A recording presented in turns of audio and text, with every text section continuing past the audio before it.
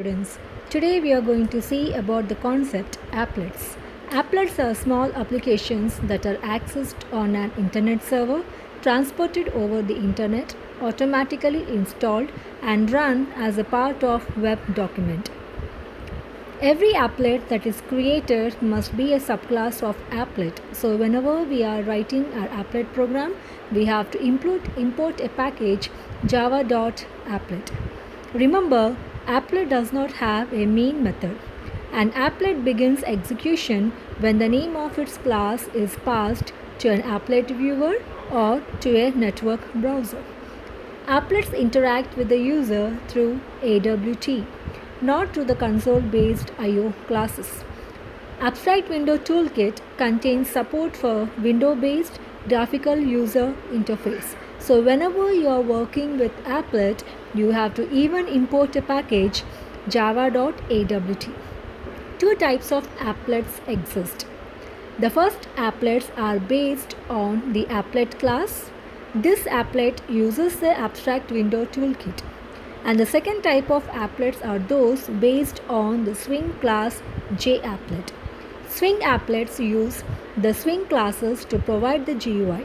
Swing offers a richer and often easier to use user interface than an AWT does. You are going to see swings later on in the unit. Now let's see the applet class. Applet provides all necessary support for applet execution, such as starting and stopping. It also provides methods that load and display images and methods that load and play audio clips. Applet extends the AWT class called panel. Panel in turn extends container. Container in turn extends component. These classes provide support for Java's window-based graphical interface. These are some of the class methods present in the applet class. Now let's see the applet skeleton.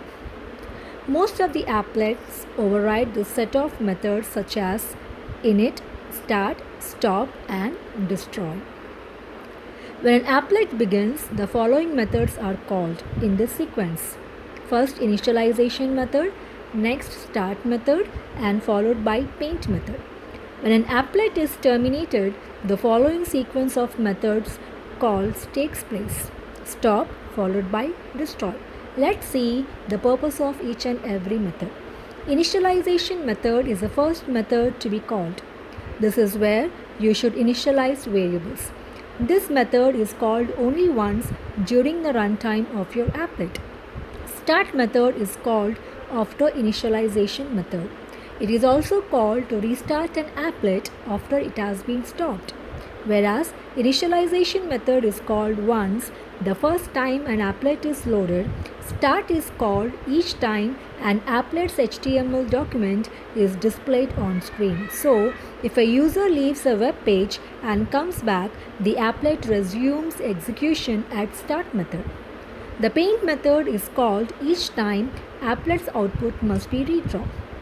The stop method is called when a web browser leaves the HTML document containing the applet. That is, when it goes to another page. Thus, stop method is called to suspend thread that does not need to run when applet is not visible. Destroy method is called when your applet needs to be removed completely from memory. These are some of the examples which are going to help us to understand how to write an applet program and execute them. The first example talks about displaying simple message on the applet. Every applet is included by an applet tag. Applet tag consists of the code, which is the class name, followed by the width and the height specifications. Every applet tag, once open, should be closed.